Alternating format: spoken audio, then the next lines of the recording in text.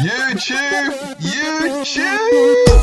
What is going on, guys? Are you probably wondering why am I so happy? Well, it's simple. With 4 points cleared, top of the league. And Liverpool FC played reasonably well. I think we could have played far, far better.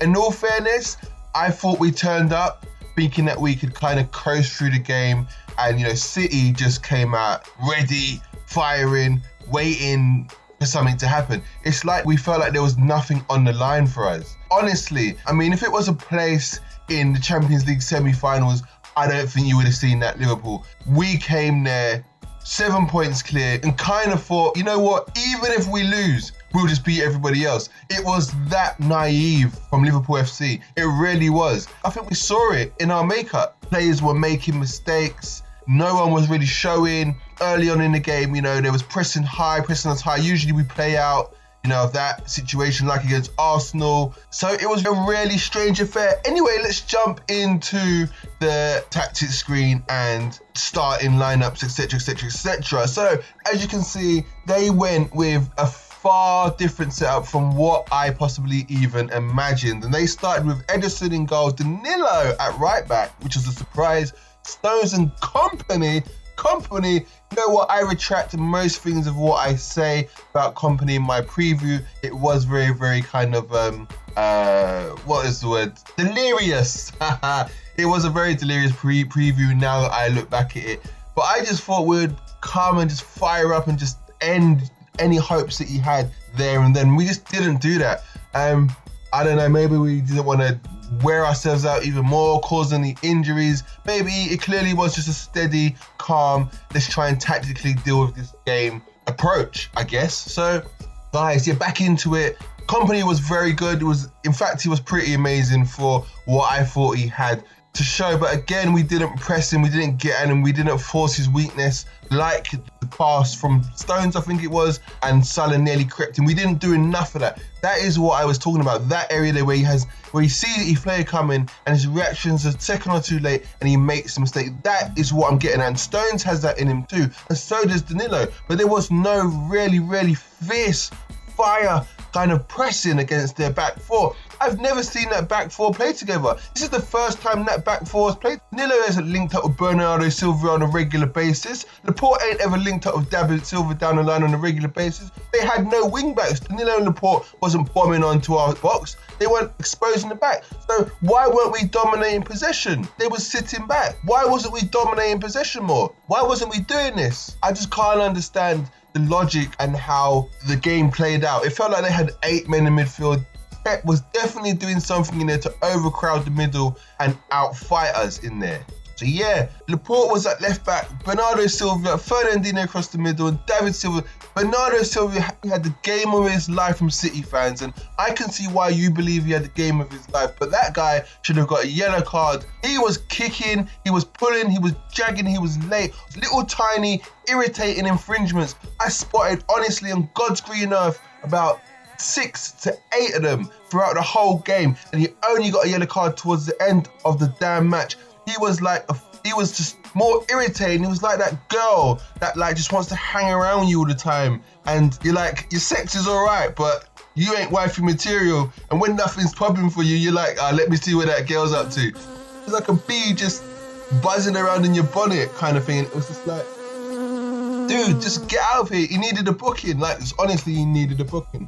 The company one was definite red in my opinion. When there's a gap between training leg and the ground, say no more. You guys see the replays. Man City fans, what do you think? Was it red for you?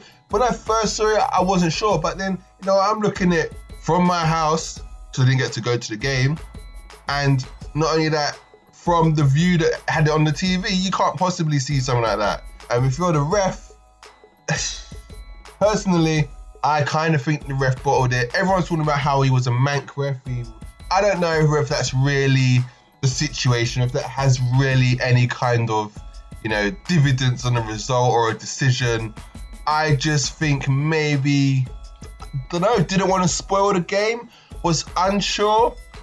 Oh, who knows? The fact that Salah didn't get, clattered and he didn't have to go off injured. Who knows, guys? was a crazy one.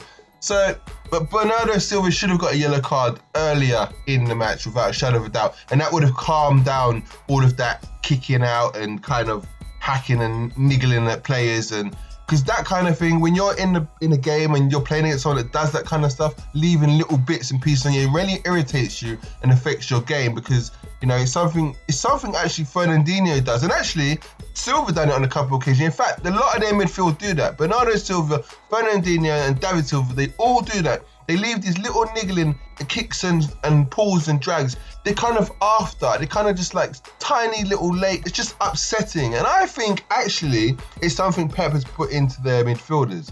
I do think it's actually a tactic of his, getting amongst them, annoying them. And we really saw it in this game. Like they're middle three.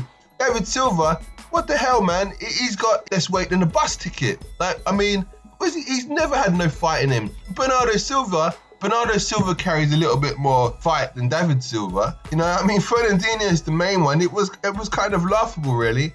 I don't know, them guys done a job, and it's what it is. Fernandinho was absolutely amazing.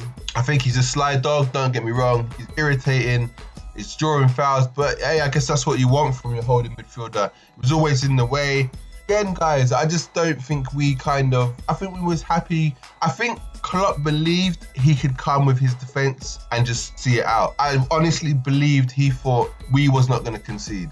And we was comfortable up until the Aguero moment, and that was literally just a moment of class. 2 shots, you know, even Sane, 2 shots, 2 goals, absolute class. You had more shots, yeah, but those ones, they were just clinical. I mean, off the post and in, and then absolute smashed it. No way Alisson's seeing that, you know? Anybody that tells me, oh, Alisson should have done better, look, shut your mouth. Just shut your mouth. Because how about me and you link up, right? And I blast the ball at you, yeah, from that range, and see if you save it, yeah? Then you will know how difficult it is. There is no chance of getting that. But yeah, so Sane was on the left, sorry. I apologize. Let me just quickly change that. So Sterling was on the right and Sane was on the left. Sane, pretty awesome this game. Got the better of Trent, not in the sense of getting around him constantly down that side and cutting in down the byline or anything like that. It was more kind of, he cut inside and he was linking up with, you know, Silva and Aguero, and yeah, I don't know how much he really troubled Trent. I don't know if it was really that often, but on the occasion he scored. Yeah, Aguero's run dragged Trent inwards because Lovren, I don't know what Lovren was doing. I think Lovren was either trying to play offside or he was trying to anticipate Sterling's pass into Aguero. I think there's a little bad positioning between him and Van Dijk there. I need to watch the game again. I am going to watch the game again, but it'll be after this review. So yeah, and it just gave Sane that little bit of clinical space. And the thing is, Trent got back, but again, it was like it went through his legs, a nutmeg shot or something, or it just went behind his trading leg, and then it just, you know, Alisson had no chance. It was clinical. Both goals were just absolutely clinical, worthy of a 2-1 win. Other than that, I don't really think City offered much, to be fair. We outpossessed them, yes, because they were sitting back marginally in the last 5 minutes and we had all the possession at the end of it. But I don't think they offered much. I don't think that's the City from last season. No way in hell. Maybe it's because it wasn't their normal fluid kind of side and set up with Walker down the right and Mendy on the left, or Delph on the left, whoever, or Zinchenko, whatever the weather. Maybe it was something to do with that. But I don't think that was the City. I don't even think that was the City we saw in the game at Anfield. I think that City at Anfield was much, much better. And I just think we in that game were much better as well, because I think we had more to lose. And strangely, when you look at it, we did have more to lose, because if we'd lost that game, we'd be only 1 point ahead, and we're not. So I guess that game was, you know, more important than this game, because we came into this game 7 points clear. Sterling, I thought Sterling was pretty much dealt with the whole game. He had some moments, you know, but the recovery tackles from Robertson was just absolutely immense. Most consistent left back at the moment that I've seen, and I've watched a few sort of top sides. He's definitely worthy of, I reckon, top 5 left backs in the world at a minute. And his recovery tackles, as I said, against Sterling were awesome. I mean, Sterling got away. Well, he found the pass. You know, it's not like he got away. He found the pass. You know, well done, Sterling. You finally turned up against Liverpool and done something, even though you missed an absolute sitter right in the end to really rub it in our faces. But you know, that's the hoodoo. Aguero keeping up his long run of scoring in home games against us. He's just got the crowd behind him. He's hyped up. He's amped. But again, guys, I still say we didn't even get our first gear. We tried to treat you like you was Huddersfield, honestly. We tried to run off with a 1-0 victory. Like we was trying to take you for Newcastle United or something. When I really think about it, I think we was quite abysmal. So guys, let's get back into enough appreciation for Manchester City. Well done, guys. 4 points of us now. Let's see if you can move on and get these back-to-back titles, or will my Liverpool prove too strong and too well-rounded for you to close the gap? So moving on to Liverpool, we're going to go with our starting lineup that we saw at the Etihad, and we're starting with Alisson, obviously, was in goal. Robertson left back, Van Dijk centre back, Lovren centre back, Trent Alexander-Arnold right back, James Milner left midfield, Jordan Henderson central midfield, Gini Wijnaldum right midfield, Roberto Firmino central striker, Sadio Mane left striker, left wing, and Salah right striker, right wing. Whatever you want to call it, guys, same damn thing. And our substitutions, Klopps subs, Fabinho was on the bench, Keita was on the bench, Shaqiri, Sturridge, Simon Mignolet, Adam Lallana, and Alberto Moreno. The Angry Birds dropped from the squad. Just the players who haven't made the final squad for match day were Divock Origi, who actually had been a regular in the squad on the subs bench up until now. And you know what? Kind of think we could have done with him instead of Sturridge, actually, is what it is. I didn't say that in my preview, so... Also, Klein was dropped from the squad, Nathaniel Phillips dropped from the squad, and Rafael Camacho dropped from the squad. Camacho has been linked with a loan move away, so he may not figure should that loan move go through.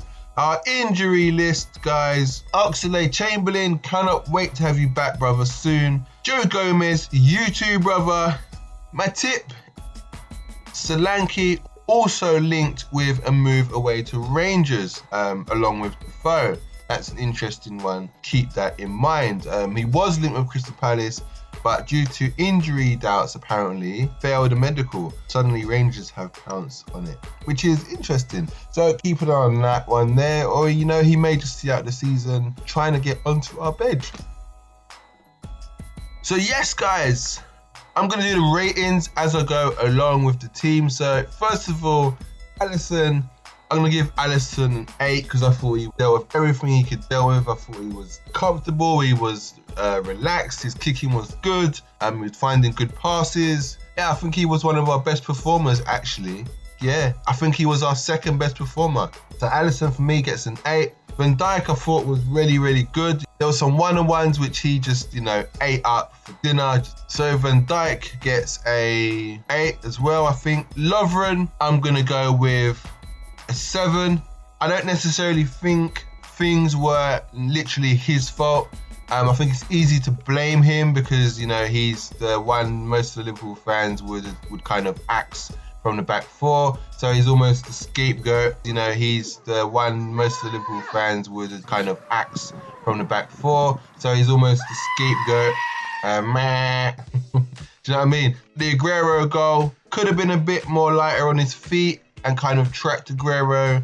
You know, didn't look over his shoulder to see where Aguero was going. Good movement from Aguero. And again, the angle, the cute angle. Who would ever think he'd get around Lovren and then beat Alisson on his closest post? You know, he only beat him because of the closeness and the velocity of the shot, the accuracy and the power. Or obviously, because if it wasn't accurate, it wasn't powerful, it's not going to go past him, is it? So I find it hard to blame Lovren. I think the second goal possibly was more his fault, whether he was trying to play offside or whether he was trying to anticipate the pass. I'm not sure. Either way, he kind of done this stuttering kind of weird run thing.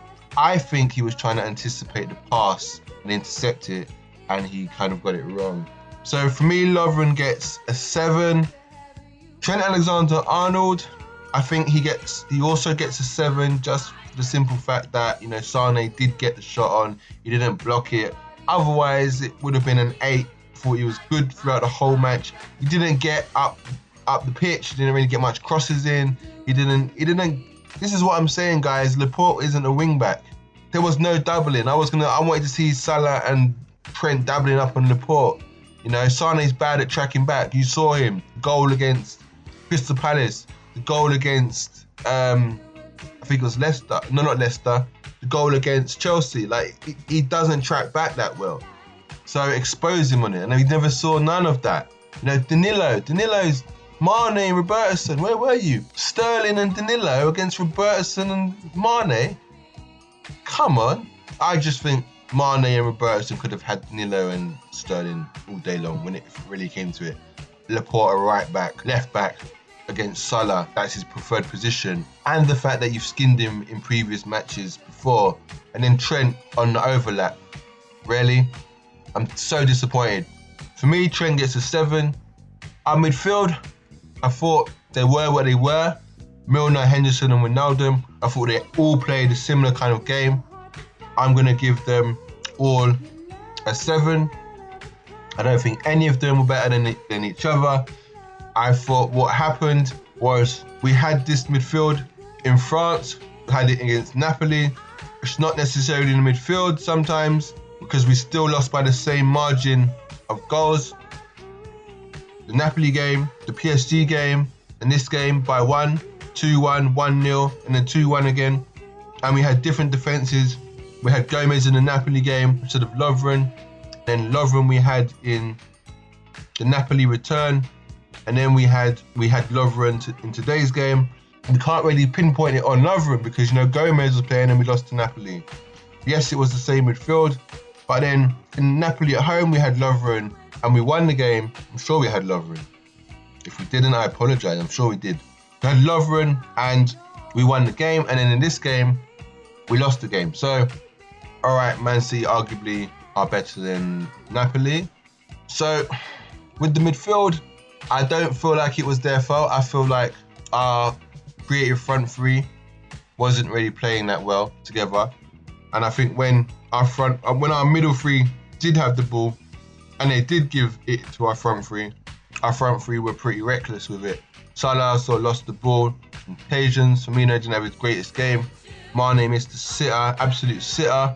We had chances. We had chances. We had the Mane chance, scramble where Stones cleared it off the line and Salah.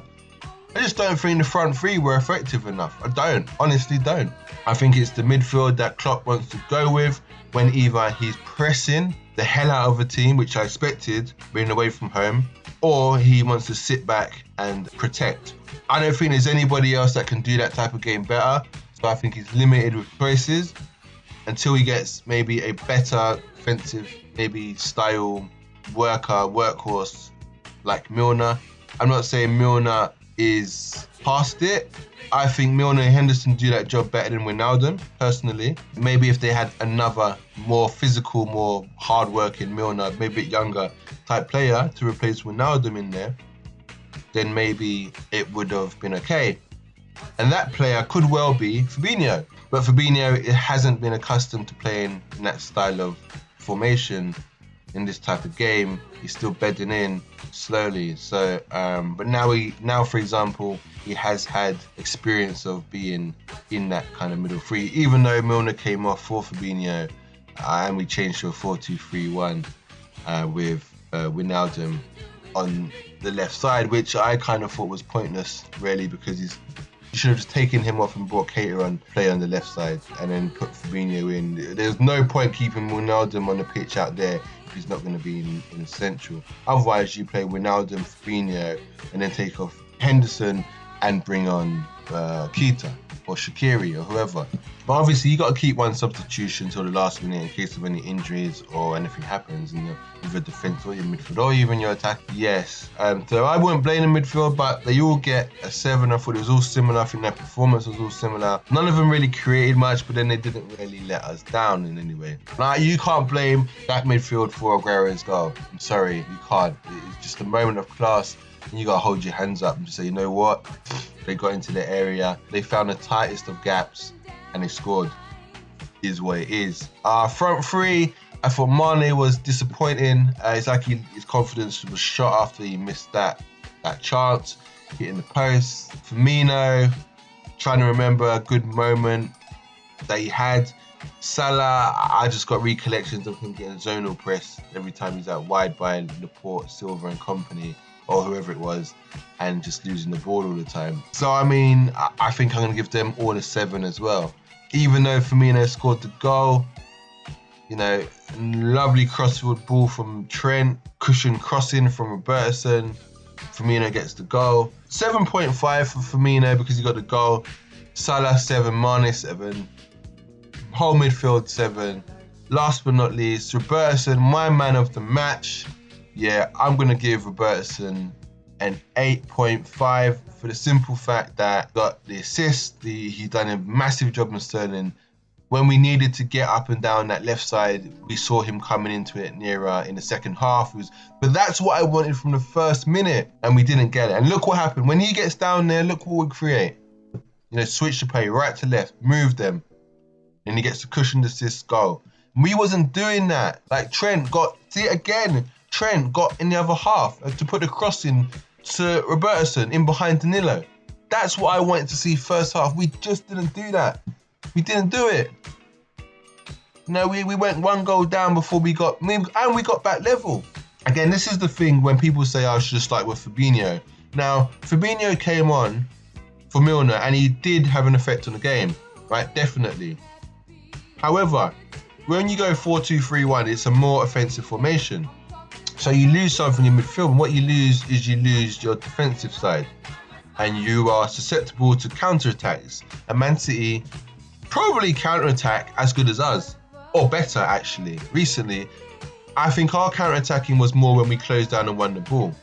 I think City are better, actually, from literally the keeper, like all through the team, 1-2 touch. After your opposition have just messed up an attack or conceded possession and then counter-attacking you. We are good when we are on the halfway line and we intercept, then we counter. That's when we are better. But City, I think, are better from literally their own area on the counter-attack. Like a quick rollout, boom, boom, boom, boom, ping, ping, ping, ping, goal. Like, they're dangerous.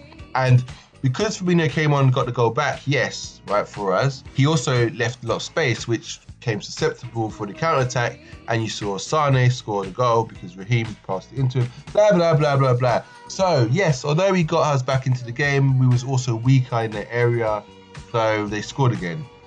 And that is the problem.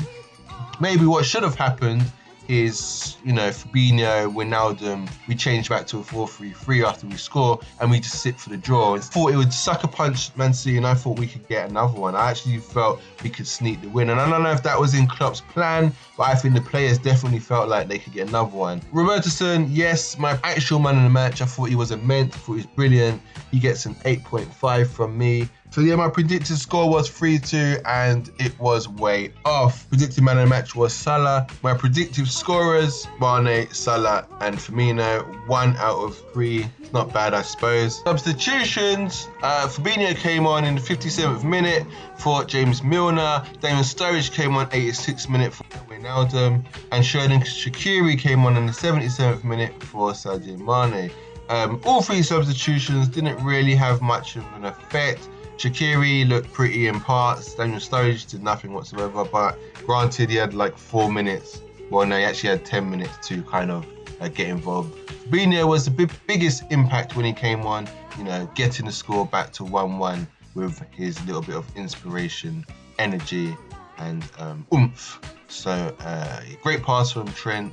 Over to Robertson, cushioned into Firmino. What a goal. So yes, guys, that is the post-match review of the Manchester City versus Liverpool 2-1 victory at the Etihad. I have been Red Mist and LFC Ninja. Let's do this, people.